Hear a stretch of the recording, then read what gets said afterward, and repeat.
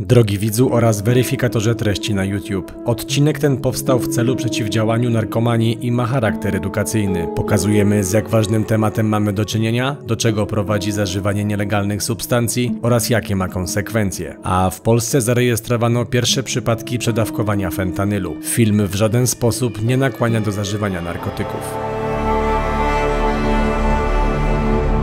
Kensington Avenue, Filadelfia. Nazwa nieoficjalna: ulica Zombie.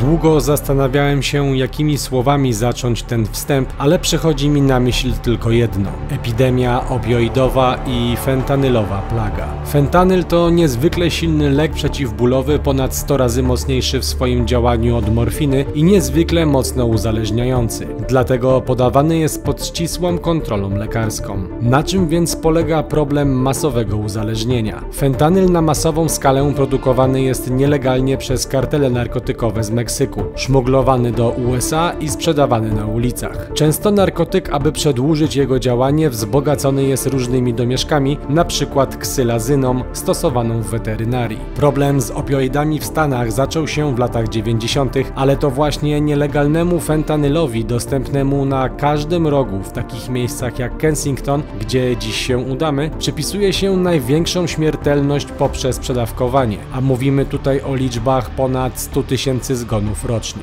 Już taka niewielka ilość, jaką właśnie widzisz na ekranie, jest ilością śmiertelną.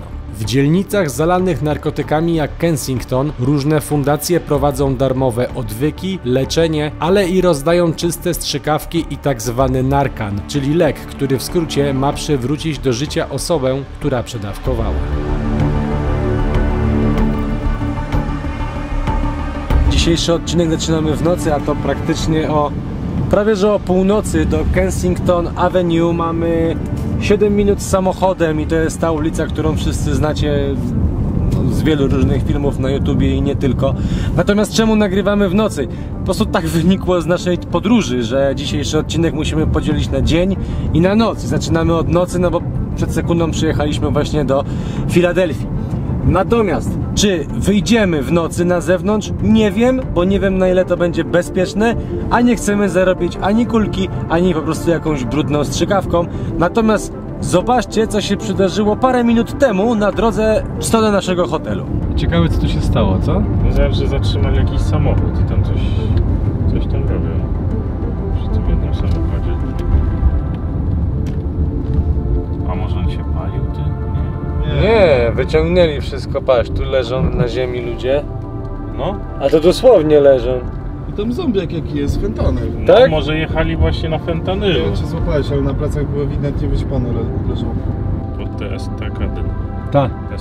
To jest właśnie ta kolejka u góry jedzie, tym jakby takim wiaduktem i no te wszystkie osoby będą tutaj właśnie na dole, przynajmniej wzdłuż tej głównej ulicy. Tutaj już pan jest na wózeczku. Możesz jechać. Oni sobie tutaj upodobali jakby te właśnie przejazdy. Łukasz, kręcisz tam prawą stronę, tak? Dobra. A tu jest jasno. No, chyba specjalnie. Widziałeś, jak ta kobieta wyglądała? Miała pół oka spuchnięte. A ciekawe, czy te światła są nowe, czy... No nowe są, to są jeszcze takie LEDy nowe zainstalowane, no. Żeby to wszystko nie było w takim półmroku, żeby to wszystko było tu widać. Tak. No zobacz, jak... Widziałeś, co miała w ręce? Narkan. Widzieliście, nie, na tą tubkę taką tam do pod płotem chłop leżał, nie wiem, czy widziałeś. Nie, do wstrzykiwania do nosa, to nie? A gdzie jest patrol? A, jest, No no. tutaj jest policji. Jeden naćpany, a drugi mu pomaga, co nie? No. Narkan to jest taki środek, który powoduje to, że jeżeli ktoś się zatruje opioidami, znaczy no jest na granicy przedawkowania, to jego się do nosa wstrzykuje i tu są takie, jest fundacja, gdzie rozdają za darmo ten narkan. Może tutaj powiedzmy.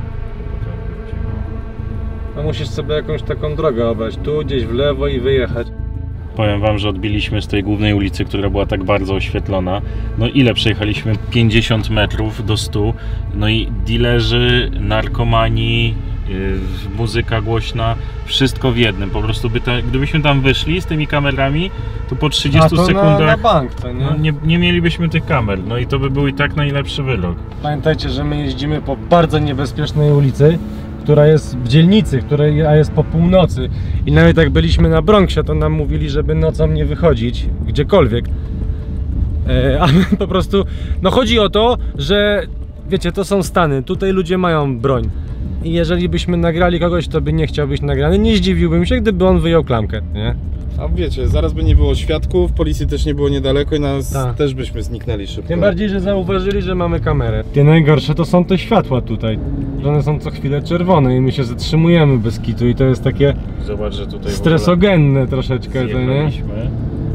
I zjechaliśmy, gdzie nie ma szuszczek świateł, jest ciemno teraz. Tak. Rzeczywiście też zacząłem się tego obawiać. Tutaj też wiecie, musimy trochę uważać, bo jakby możemy nakręcić ludzi, którzy handlują pewnymi substancjami i to może być lipa.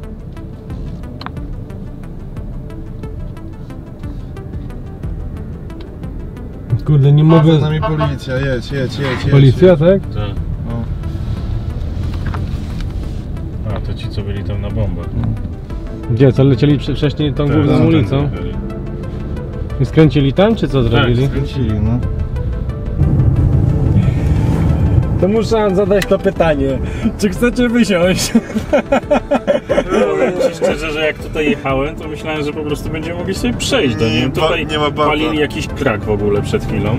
Ale teraz tak myślę, że no Nie ma bata, Przecież co? ludzie jakby nas zobaczyli tu z kamerą, to byśmy z tą kamerą w najlepszym przypadku skończyli Stary, w tyłku, dostalibyśmy tutaj na bank jakąś kosę albo coś, na 100%. Wiecie co? Bo w takie miejsce ogólnie się odwiedza z kimś, kto jest stąd. I jeśli by się udało nam ogarnąć kogoś, kto to zna tę ulicę i to wszystko, to nie byłoby takiego problemu. Ale że my jesteśmy sami tutaj, jesteśmy pierwszy raz w tym mieście i nie wiemy w ogóle czego się spodziewać, no to też jakby ten strach jest dużo większy. Czego się spodziewać? Przed chwilą pojechały gangi na kładach, tu tam ktoś machał do kamery. No. Jeszcze jedna akcja, bo na pewno zdarzą się komentarze. Przecież jesteś w samochodzie, masz zamknięte drzwi, co nie? Spoko. W Nowym Jorku płacą 10 000 za to, jeżeli ktoś poda osobę, która zastrzeliła policjanta, co nie?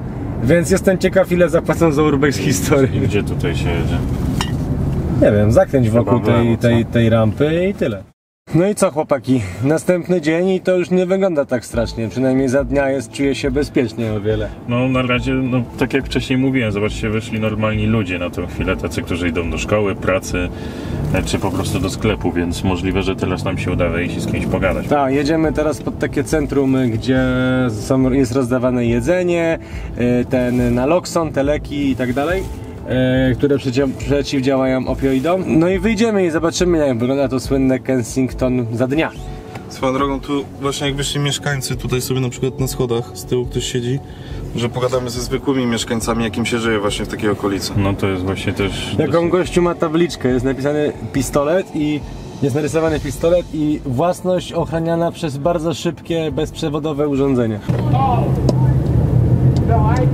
Tak, tutaj jest to miejsce, gdzie wydają zupę, ale to jest jeszcze zamknięte. Ja cię pierdzielę. Ktoś tam sobie sprzątał. Ja nie wiem, chyba ktoś sobie, nie wiem, Musimy w drugą stronę. podwórko sprzątał. Obojętny, no bo to jest albo w tą, albo w tą. Policja. Może zagadać z policją. Możemy spróbować właśnie z patrolem. Mam miejsce do parkowania znaleźliśmy. Zajebiste miejsce, co? To już takich nie ma żartów teraz, bo jak zobaczycie przez prawą szybę, to normalnie na ulicy leżą strzykawki, co nie? No. Dosłownie leżą strzykawki i to miliard tych strzykawek, co nie? Ludzie ci bardziej ogarnięcie sprzątają, inni po prostu leżą, bo nie mogą wchodzić nawet. Jest tam patrol jeszcze, czy nie? Więc jest grubo. No nie wiem właśnie. Bo to No jest... stoi policja, no. No. Dobra, chodźmy. Idziemy się, tylko bez kitu patrzcie pod nogi. Tak, nie? i bez mojej kamery nie, lepiej z telefonu wziąć na razie. Tak, ja będę kręcił telefonem, no.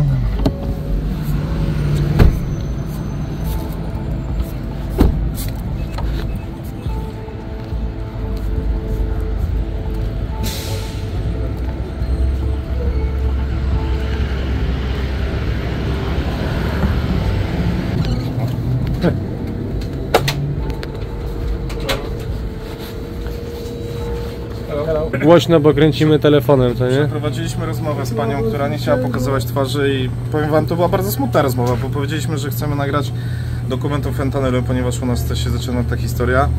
Pani miała dużo oporów, poza kamerą bardziej otworzyła oczy i przede wszystkim powiedziała, że to jest brudno. Brudno, śmierdzi rzeczywiście. Też powiedziała, że no, obawia się tego, no jak Kuba jej spytał, że leżą te strzykawki wszędzie, że wiecie, że może być krew, dotknąć tego i ktoś może miał AIDS czy tak HIV-a. No tak. Tak i no, może się to źle skończyć, więc ludzie mimo to, że mówią, że czy to jest bezpiecznie, zależy. Są tacy, którzy mogą być agresywni, a są tacy, którzy będą po prostu biedni, więc... Wiecie co jest smutne? To, że ona żyje tu normalnie, to jest jej sklep, ona tu pracuje i spytaliśmy, czy policja coś robi z tym problemem, to tutaj w tym miejscu często leżą narkomani, śpią. Policja przychodzi, budzi ich i tyle. I to jest koniec reakcji, nic więcej się nie dzieje. Wszędzie właśnie pachnie, w związku z tym, znaczy pachnie, śmierdzi po prostu, rzeczywiście No, takie, że tu wszędzie dworcem śmierdzi. to, nie? No, nawet gorzej niż dworcem, Tak. szczerze mówiąc. Jest sobie kajki, No otwórz to już, bo to umyjesz ręce.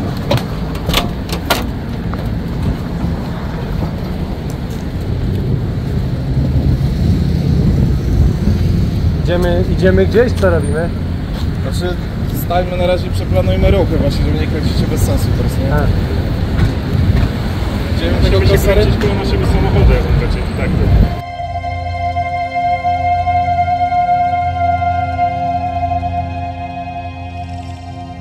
When I started to get high, like I was abusing drugs like my whole life. The more I thought about it, right? Because I was sober for like 9 months, and then my brother he died in a high-speed chase 2 years ago, and I relapsed. But when I was sober, I was thinking about it. I'm like, this is the first time I've been completely sober since I was a preteen. You know what I mean? So you were sober and you start again? Yeah, I was smoking weed and taking pills before I was in high school. Yeah, weed is... I mean, Weed in the high school is usual way, and mostly people yeah, getting weed. I was popping perks. How old are you? I'm 38 now. 38. Yeah. And you? I've only been. I'm 46. 46. So you're the young people, anyway. Yeah, but I've only been doing real hard drugs for like probably 5-6 years. Why fentanyl? Huh? Why fentanyl? It's cheap? Yeah, it's cheap. What is the price? But the reason, to be honest with you, the reason why I started doing like dope, because I never did it. I used to come down here and I would kidnap my cousins and detox them. And Okay, a lot of stress. But then one day I was homeless and shit, and I was just sitting there, and I'm like, somebody had some dope, and I'm like, yo, I want to find, this got to be the best shit in the world because it's killed everybody I love. And that's why that's honestly the reason why I tried it. I lost everybody, my family, my cousins, my friends, everybody. You know what I mean? I'm like, this got to be the best shit in the world because it took everybody I love. Do you want to get out from addiction because you're talking about detox, yeah? The hardest part is like not having nothing when you come out. I don't have somewhere to go. Like I said, all my friends and family are dead. I got my mom and dad, that's it. All my cousins, my brothers, and I mean everybody died. Yeah, but maybe someone to find out, friends, maybe the people from the organization, maybe they would, they prove that you can get out from this. Yeah, but for me it's mental, bro. It's like I've been through so much trauma. Like when I'm sober, I sit there and think about it. Like I just had days where I just cried all day, bro, because thinking about all the shit I've been through. You know what I mean? And it's this city too, bro. Don't let anybody lie to you. This city will. And the city take you and eat you, bro. City trying to help you, or they just put you on the street and doesn't matter for them. Right, and now like we used to have people used to be out here feeding us and all that stuff. Yeah. And now they're taking all the funding away. They're telling people they can't come out here and feed us unless they have permits and shit. You know what I mean? And it's bad. Like they're cutting all these outreach and stuff. You can ask them. They're cutting all the funding. They're shutting them down. Yeah. They're fighting everything. Like I said, we'll line up to eat, and the cops will come shut it down. You can't be here. You can't feed them. And someone give you, I don't know, needles, Narcan or something like this. Yeah. Like needles, dude, needles 25 cents out. 25 cents. I can get 100 of them for $5. You know what I mean? Like it's so abundant. You know. Do you have Narcan with you right now, or? Yeah, I got one. Can you just show us how it looks like? Find a Narcan. Brandon, You got a Narcan? You got a Narcan? Let me see. Can I see Throw it to me. So that's a Narcan. That makes people like. So what you do is you see the little button in the middle. Yeah. You stick it up somebody's nose and you push the button. Okay. And then what it does is it takes away like the fentanyl and stuff, it cancels it out. Ah, the opioids. So it cancels the opioids out. So then you'll start breathing and stuff. I personally, like, I died 3 times and it saved my life. You died three times? Narcan saved your life? I've given him Narcan and I've given him CPR. You gave him Narcan? And CPR. Okay, so you almost died. Yeah, no, I was dead. So I was dead. My heart I was dead, yeah? Yeah, I was. And you anyway taking drugs, yeah? She lifted up the blanket and I was under the blanket. I was gray, bro. You know what I mean? His lips were gray and blue. So what's Sorry for laughing, but this is abstraction. So what's going in your mind? Because you're dead, you revived him, yeah. When I came back, and you anyway taking drugs later. Why? As soon as I woke up, as soon as I came back to it, I had to get high. Because because the Narcan, it'll completely, puts you right to the it stops the fentanyl and everything. So you immediately go into like your sickness to where I mean, for me personally, like honestly, like I woke up, I started throwing up, I took a shit right on the sidewalk. Oh, it's okay, it's okay. Be honest. Like for real, that's how it is, bro. You it's know brutal truth. You're freezing, I'm on a blanket, so immediately I'm like, yo, give me some dope, give me some dope. Yo, I need to get this ready. I asked the ambulance dude, I said, how many overdoses did you go to today? He said 60 something. 60 in one day. The last word to Polish viewers to don't try any kind of drugs because we are from Poland. Yeah, my family's Polish. Bro. Your family is from Poland? They're not from Poland, but they're the one word to just no one try to use the drugs. The biggest thing I'm gonna tell everybody is if you don't think anybody's out there that loves you, there's always somebody out there that loves you, bro. So like, and this shit is not for anybody. It's population control, man. They're out here trying to kill people with drugs for population control. It ain't for nobody, man. Get some therapy. Know that somebody loves you and always be with God, bro. God is the biggest always somebody cares. Okay. Thank you so much. Thank you very much. Tutaj leży kawałek strzykawki, tutaj leżą zatyczki od strzykawki i PET. Tam też dalej. Tutaj musimy odróżnić 3 rzeczy, które są istotne w tej całej historii. Pierwsza z nich to jest oczywiście fentanyl, czyli bardzo mocny lek przeciwbólowy, służący po prostu do przygotowania do operacji, albo jest chyba 100 razy silniejszy od morfiny. I to jest właśnie fentanyl. Natomiast mamy drugi lek, który nazywa się ksylazyną i on jest stosowany dla zwierząt, jeżeli muszą być zwierzęta operowane. Natomiast dilerzy skumali, że mogą połączyć te 2 leki po to, żeby przedłużyć działanie fentanylu i wychodzą tak zwane leki tranku. I tutaj przychodzi odtrutka, czyli Narcan, to jest taki lek, który widzieliście, jest strzykiwany do nosa, tylko że Narcan działa na opioidy, czyli działa na fentanyl, ale nie działa na ksylazynę. Czyli tak naprawdę możemy komuś to podać, ale jak on jest naćpany ksylazyną, no to właśnie od tego jest tacy są powyginani ci ludzie, to nie do końca zadziała. Natomiast tutaj w okolicy są takie centra, co jest dla mnie abstrakcją, że można przynieść swoje narkotyki i po prostu zbadać je na obecność danej substancji. Uważaj bardzo mocno pod nogi, nie? Zobaczcie, co leżało na wyjściu z mojego samochodu, z mojego miejsca, gdzie zaparkowaliśmy. W ogóle już mi się miesza język. Powiem wam szczerze, że to robi naprawdę ogromne wrażenie. Pierwszy raz w życiu jestem w takim miejscu, gdzie cała ulica jest, tak naprawdę wszyscy tutaj są ludźmi, którzy kiedyś spróbowali praktycznie fentanylu. Ci, którzy tutaj stoją, siedzą, leżą, to są ludzie, którzy są teraz w tym mają największy problem i wolontariusze to są ludzie, którzy wyszli z tego, udało im się. Ich jest naprawdę bardzo mało, ale też się starają. No i oczywiście bardzo dużo policji, karetek, no i pogotowia, bo co chwila tutaj ktoś umiera. Zobaczcie, tutaj mamy jakąś fundację taką kościelną, która chyba ich karmi. Mother of Mercy House. Tak. I stąd wydaje mi się, że wszyscy się zawinęli w pewnym momencie z tamtej ulicy, bo stanęli w kolejce właśnie tutaj. Słuchajcie, zeszliśmy na boczne uliczki poszukać, aby z kimś pogadać. Na tej głównej jest bardzo ciężko, ponieważ tam jest naprawdę bardzo dużo osób po fentanylu, policji, która jest zajęta, albo wolontariuszy, którzy są zajęci. Na takiej uliczce, która jest 2 minuty drogi właśnie do tej głównej Kensington Avenue, można znaleźć trochę więcej spokoju i porozmawiać z ludźmi, jak się im tutaj żyje. No i wszyscy zgodnie mówią, że no nie jest tutaj bezpiecznie. No ja sam się nie czuję tutaj bezpiecznie. Kompletnie. Tak, i powiedzmy sobie szczerze, że w kraju takim jak Ameryka, potędze światowej, no kraj, który jest najbardziej rozwinięty, to co się tutaj odwala, no inaczej tego nie mogę nazwać, no jest po prostu straszne. To jest straszne. Wiesz co jeszcze jest bardzo straszne? Że No. idąc, tak trzepię kamerą, bo patrzę pod nogi, żeby się nie wbić na igłę.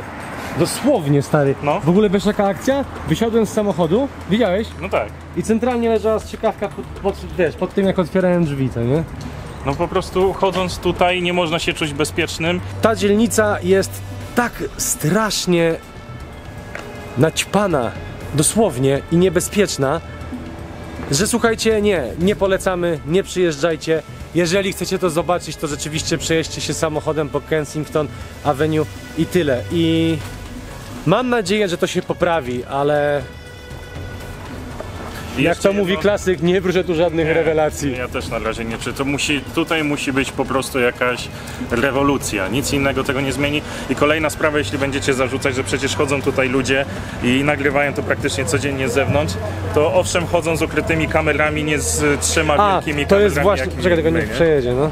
Oni mają takie bodykamy, co nie? Tak, a my chodzimy z 3 dużymi kamerami i każdy na nas patrzy naprawdę no spod byka, więc musimy też uważać na siebie. You better bring your daughter together to make sure she's into the building and also to pick her up when she gets out too. Right, because It's not safe for them to walk home by themselves. Yeah, that's what I'm asking. even you know, with the younger kids, it's still not safe. You know, because you got these dope fiends and crackheads walk around all day. Yeah. Doing needles, put their dirty needles on the ground. Yeah, we kids saw walk that. past, easy can step on it. The cops that walk the beat.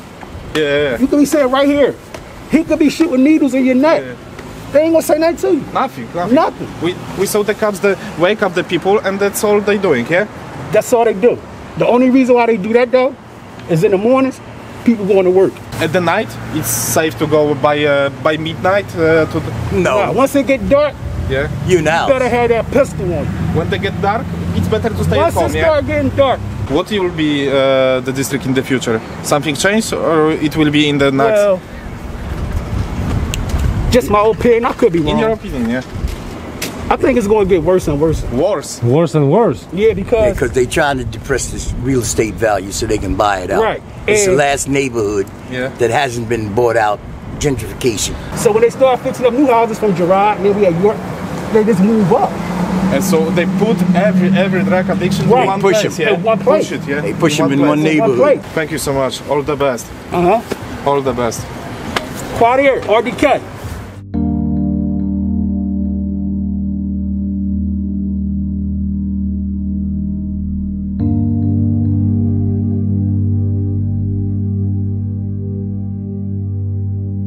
Wiadomo, będziecie nas hejtować za to, że w nocy nie wyszliśmy z samochodu, no ale każdy, kto to powie, po prostu nie zna życia i sam by nigdy zapewne z takiego samochodu nie poszedł. Oczywiście mogliśmy się do tego trochę lepiej przygotować, znaleźć kogoś z wewnątrz, porozmawiać z nim, pójść z kimś z fundacji, z tym, że z fundacją nie chcieli z nami współpracować, bo jest tutaj bardzo dużo vlogerów. A jeśli chodzi o znalezienie kogoś, kto by tutaj nas przeprowadził tymi uliczkami, jest to naprawdę bardzo mało prawdopodobne, że ktoś by chciał tutaj chodzić z nami wśród tych wszystkich ludzi, bo tak jak za każdym razem nam mówili, jest tutaj większość ludzi, którzy ci nic nie zrobią, ale zawsze może się trafić jakiś psychopata i taka osoba, która z tobą będzie, nie gwarantuje ci bezpieczeństwa, chyba że to będzie policja.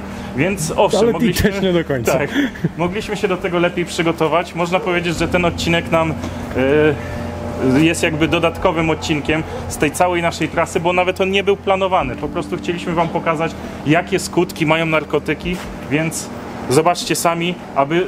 Może nawet nie będę wam mówić, po prostu sami ocencie, czy chcielibyście, aby wasze życie wyglądało tak, jak na tej ulicy. Jeszcze dwie rzeczy tylko chciałem dodać.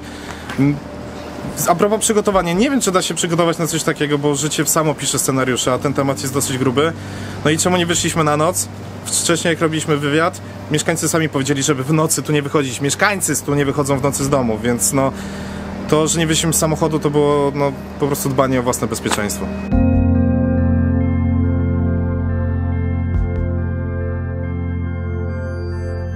Tutaj powoli kończy się nasza wyprawa po Kensington I niech ten film będzie ostrzeżeniem, co się dzieje, kiedy ktoś bierze narkotyki, twarde narkotyki. Jest takie powiedzenie, nie bierz narkotyków, bo cię zmiotą z planszy. I rzeczywiście tak jest. Rozmawialiśmy z ludźmi, którzy są w dużym problemie narkotykowym, sami mówią, że nie mogą z tego wyjść, także pomyślcie o tym. Nie bierzcie narkotyków, cieszcie się życiem.